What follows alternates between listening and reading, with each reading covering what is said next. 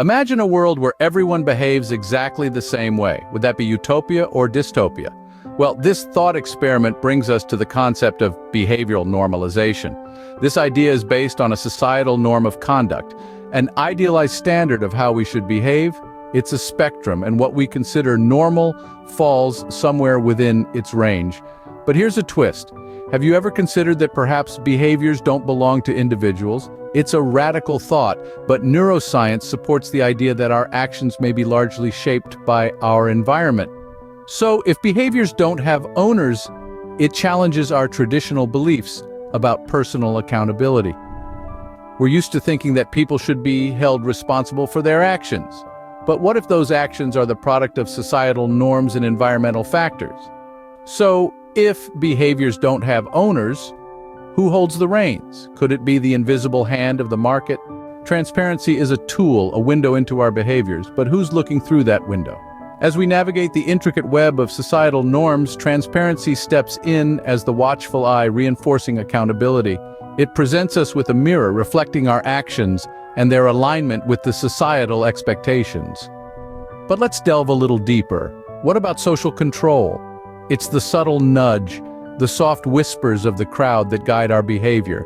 It's the silent overseer that regulates our actions, not through rigid laws or stern repercussions, but through informal mechanisms. It's the collective consciousness of a society steering us towards what's deemed normal.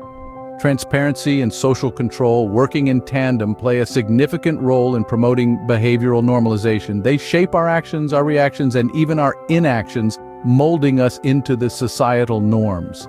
The question then arises, can private markets be the agents of behavior normalization? Consider a soldier's regimented life. Is it not a perfect example of behavioral normalization? Just think about it. A soldier's day-to-day life is a vivid illustration of how societal norms and expectations can shape our behaviors, carving out a narrow path from the wide spectrum of possible behaviors. The soldier awakens at the crack of dawn, not because they inherently enjoy the early hours, but because it is the socially acceptable time to rise. The uniform they don is not a personal fashion statement, but a symbol of conformity and discipline. The words they speak, the way they stand in formation, even the time they march, all these are dictated by the norms and traditions of the military institution. This is not simply about obedience, it's about normalization, a process that shapes behavior within a specific context, based on what is deemed socially acceptable. The soldier, in adhering to these norms, is seen as normal within the context of the military environment. Now, let's take this concept and apply it to the broader society. In the market of behaviors, societal norms and expectations act as invisible forces, shaping our actions and choices. Just like the soldier, we are influenced by the norms and expectations of our social environment.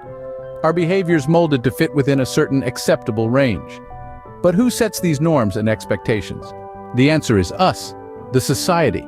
We are the architects of these norms, the creators of the market for behaviors. Through our collective preferences, we reward certain behaviors and penalize others, creating incentives that shape the behavioral spectrum. But it's not just about societal norms. Transparency plays a crucial role too. It enables accountability, allowing society to enforce these norms more effectively. With the advent of technology, the private sector and markets have gained unprecedented power to influence behavior, adding a new dimension to the process of behavioral normalization. In this market of behaviors, we are both the consumers and the products. We consume the norms and expectations set by society, and in turn, our behaviors become the products that shape the societal norms. It's a continuous, dynamic process, one that shapes our lives in ways we often don't realize. So, we've journeyed through the concept of behavioral normalization, but what are the key takeaways? Each individual possesses a wide range of potential behaviors. Yet, within a given group, there's a certain set of behaviors deemed as acceptable or normal. This is where the intriguing process of behavioral normalization comes into play. It narrows down an individual's spectrum of behaviors to those that align with societal norms or standards. Transparency serves as a powerful tool that groups can employ to enforce accountability, making sure that every individual's behavior falls within the accepted range. It's a system of checks and balances that ensures the norms are upheld. Then we have the market forces. They can shape behaviors by creating a spectrum of costs and benefits. If a behavior brings about economic efficiency, its popularity is likely to increase. It's a fascinating interplay between individual actions and societal structures.